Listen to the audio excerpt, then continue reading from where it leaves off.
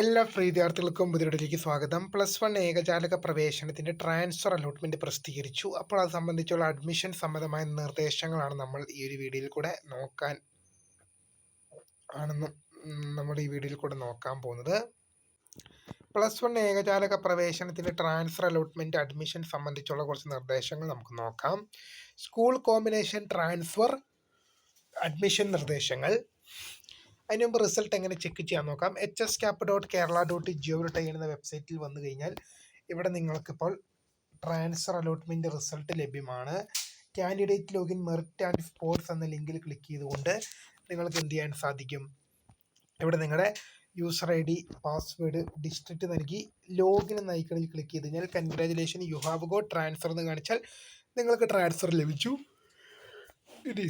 You have no transfer എന്നാണ് കാണിക്കുന്നതെങ്കിൽ നിങ്ങൾക്ക് transfer ലഭിച്ചിട്ടില്ല എന്നാണ് അർത്ഥം. ട്രാൻസ്ഫർ ലഭിച്ചവർ എന്ത് ചെയ്യണം എന്നുള്ള ഇൻസ്ട്രക്ഷൻസ് ആണ് നമുക്ക് നോക്കാം. സ്കൂൾ കോമ്പിനേഷൻ ട്രാൻസ്ഫർ അഡ്മിഷൻ നിർദ്ദേശങ്ങൾ.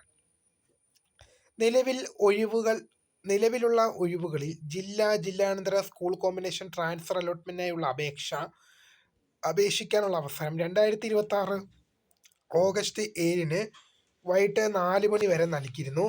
ഇത്തരത്തിൽ ആകെ ലഭ്യമായ 20,199 അപേക്ഷകളിൽ കൺഫർമേഷൻ പൂർത്തിയാക്കിയ 19,896 അപേക്ഷകൾ പരിഗണിച്ചുകൊണ്ടുള്ള ട്രാൻസ്ഫർ അലോട്ട്മെന്റ് റിസൾട്ട് 2026 ഓഗസ്റ്റ് 10 രാവിലെ 11 മണി മുതൽ പ്രവേശനം സാധ്യമാകും വിധം പ്രസിദ്ധീകരിക്കുന്നതാണ്. അതിൽ ഓഗസ്റ്റ് മാസം 10 പ്രസിദ്ധീകരിക്കുന്നതാണ് പറയുന്നതെങ്കിൽ അത് നോക്കേണ്ട ആവശ്യമില്ല. ഇന്ന് ഓഗസ്റ്റ് മാസം 8 തന്നെ അത് പ്രസിദ്ധീകരിച്ചിട്ടുണ്ട്. നിങ്ങൾക്കിപ്പോൾ പരിശോധിക്കാവുന്നതാണ്.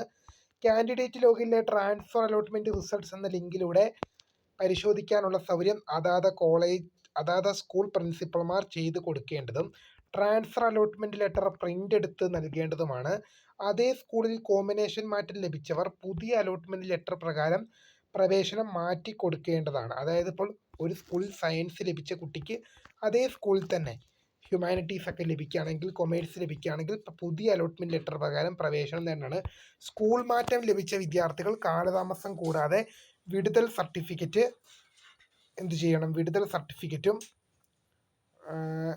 എന്ന ലിങ്കിലൂടെ വിടുതൽ സർട്ടിഫിക്കറ്റ് ജനറേറ്റ് ചെയ്യാവുന്നതാണ്. സ്വഭാവ സർട്ടിഫിക്കറ്റ് മറ്റ് അസൽ സർട്ടിഫിക്കറ്റുകളുമായി സ്കൂളിൽ പ്രവേശനത്തിന് ഹാജരാവാൻ ആവശ്യപ്പെടണം. സ്കൂളുകൾക്ക് ട്രാൻസ്ഫർ അലോട്ട്മെന്റ് ലിസ്റ്റും റാങ്ക് റിപ്പോർട്ടും അഡ്മിഷൻ യൂസറിൽ ലഭ്യമാകുന്നതാണ്. Transfer allotment and admission 2026 August 10 രാവിലെ 11 മണി മുതൽ ഓഗസ്റ്റ് 11 വൈകിട്ട് 4 മണി വരെയാണ് അഡ്മിഷൻ നടക്കുക. ഇനി ഏതൊക്കെ തരത്തിലാണ് നമുക്ക് ട്രാൻസ്ഫറിന്റെ ഫീസ് സംബന്ധീകരിച്ച് നോക്കാം. അതിൻ്റെ മേളിലുള്ള നിർദ്ദേശങ്ങൾ ഇതെല്ലാം അധ്യാപകർക്കുള്ളതാണ്, വിദ്യാർത്ഥികൾക്കുള്ളതല്ല. സ്കൂൾ കോമ്പിനേഷൻ മാറ്റം ലഭിച്ചവർ ഒടുക്കേണ്ട ഫീസിനെ സംബന്ധിച്ച് നിലവിലെ സ്കൂളിൽ തന്നെ കോമ്പിനേഷൻ മാറ്റം ലഭിച്ചവർ, അതായത് നിലവിലെ ഒരു സ്കൂളിൽ സയൻസ് ഉണ്ടായിരുന്നൊരു കുട്ടിക്ക് ആ സ്കൂളിൽ തന്നെ ഹ്യൂമാനിറ്റീസോ കൊമേഴ്സോ ലഭിച്ചു, കോമ്പിനേഷൻ മാറി. അപ്പോൾ എന്താണ് ചെയ്യേണ്ടത്? നിലവിൽ പ്രവേശനം ലഭിച്ച സ്കൂളിൽ തന്നെ മറ്റൊരു കോമ്പിനേഷനിലേക്ക് മാറ്റം ലഭിച്ച വിദ്യാർത്ഥികൾ പ്രസ്തുത കോമ്പിനേഷൻ മാറ്റത്തിന്റെ ഫലമായി അടയ്ക്കേണ്ട അധിക ഫീസ് മാത്രമേ അടയ്ക്കേണ്ടതുള്ളൂ. ഉദാഹരണം പറയുകയാണെങ്കിൽ ഇപ്പോൾ സയൻസിന് 1,000 രൂപയാണ്, ഹ്യൂമാനിറ്റീസിന് 1,500 ഉണ്ട്. അങ്ങനെയെങ്കിൽ എന്ത് ചെയ്യണം? സയൻസ് കിട്ടിയ കുട്ടി ഇപ്പോൾ ഹ്യൂമാനിറ്റീസ് കിട്ടിക്കഴിഞ്ഞാൽ 1,500 അധികം വന്ന 500 രൂപ അടയ്ക്കേണ്ടി വരും. അതാണ് ഇവിടെ ഉദ്ദേശിച്ചത്. ഒരേ കോമ്പിനേഷനിൽ തന്നെ സ്കൂൾ മാറ്റം ലഭിച്ചവർ, അതായത് ഒരു സ്കൂളിൽ സയൻസ് ലഭിച്ചിരുന്ന ഒരു കുട്ടിക്ക് മറ്റൊരു സ്കൂളിൽ തന്നെ സയൻസ് കിട്ടി. അപ്പോൾ എന്ത് ചെയ്യും? നിലവിൽ പ്രവേശനം നേടിയ അതേ കോമ്പിനേഷനിൽ തന്നെ മറ്റൊരു സ്കൂളിലേക്ക് മാറ്റം ലഭിച്ച വിദ്യാർത്ഥികൾ പുതിയതായി ഫീസ് ഒന്നും തന്നെ ഒടുക്കേണ്ടതില്ല. ഇവർ കോഷൻ ഡിപ്പോസിറ്റ്, PTA ഫണ്ട് എന്നിവ ഒടുക്കണം. അത് നിങ്ങൾ എന്ത് ചെയ്യേണ്ട? അധിക ഫീസുകളൊന്നും നിങ്ങൾ അടയ്ക്കേണ്ടതില്ല. കോഷൻ ഡിപ്പോസിറ്റും PTA ഫണ്ടും മാത്രം അടച്ചാൽ മതി. പുതിയൊരു സ്കൂളിലേക്ക് പുതിയൊരു കോമ്പിനേഷനിൽ മാറ്റം ലഭിച്ചവർ എന്ത് ചെയ്യണം? പുതിയൊരു സ്കൂളിൽ പുതിയ കോമ്പിനേഷൻ മാറ്റം ലഭിക്കും. അതായത് ഒരു സ്കൂളിൽ സയൻസ് ആയിരുന്ന വിദ്യാർത്ഥി മറ്റൊരു സ്കൂളിൽ ഹ്യൂമാനിറ്റീസിന് കിട്ടി, സ്കൂളും മാറി കോഴ്സും മാറി. എന്ത് ചെയ്യണം? കോമ്പിനേഷൻ മാറ്റത്തോടെ പുതിയൊരു സ്കൂളിലേക്ക് മാറ്റം ലഭിച്ച വിദ്യാർത്ഥികൾ പുതിയ കോമ്പിനേഷന്റെ ഭാഗമായി ഒടുക്കേണ്ട അധിക fees, caution deposit, PTA fund എന്നിവ ഒടുക്കേണ്ടതാണ്. അതായത് എന്താ ചെയ്യേണ്ടത് വെച്ചാൽ, ഒരു സ്കൂളിൽ സയൻസ് ഉണ്ടായിരുന്ന കുട്ടി മറ്റു സ്കൂളിൽ ഹ്യൂമാനിറ്റീസിലേക്ക് മാറിക്കഴിഞ്ഞാൽ സയൻസിന് 1000 ആണെങ്കിൽ ഹ്യൂമാനിറ്റീസിന് 1,500 ആണെങ്കിൽ അധികം വന്ന 500 രൂപ അടയ്ക്കണം. സ്കൂൾ മാറ്റം ലഭിച്ച പുതിയ സ്കൂളിൽ പ്രവേശനം നേടുന്ന വിദ്യാർത്ഥികളിൽ നിന്നും ബന്ധപ്പെട്ട പ്രിൻസിപ്പൽമാർ ആദ്യം പ്രവേശനം നേടിയ സ്കൂളിൽ ഒടുക്കിയ ഫീസിന്റെ റെസീറ്റ് വാങ്ങി സൂക്ഷിക്കേണ്ടതും അധിക ഫീസ് ഇനത്തിൽ വരുന്ന തുക മാത്രം വീണ്ടും ഒടുക്കാൻ നിർദ്ദേശിക്കേണ്ടത്. ഇപ്പോൾ സയൻസ് കിട്ടിയ കുട്ടി 1000 അടച്ചു, ഹ്യൂമാനിറ്റീസിന് 1500 ആണെങ്കിൽ 1000 അടച്ചതിൻ്റെ റെസീറ്റ് പുതിയ സ്കൂളിലെ പ്രിൻസിപ്പൽ വാങ്ങേണ്ടതും അധികം വരുന്ന 500 രൂപ അടയ്ക്കാൻ പറയേണ്ടതുമാണ്.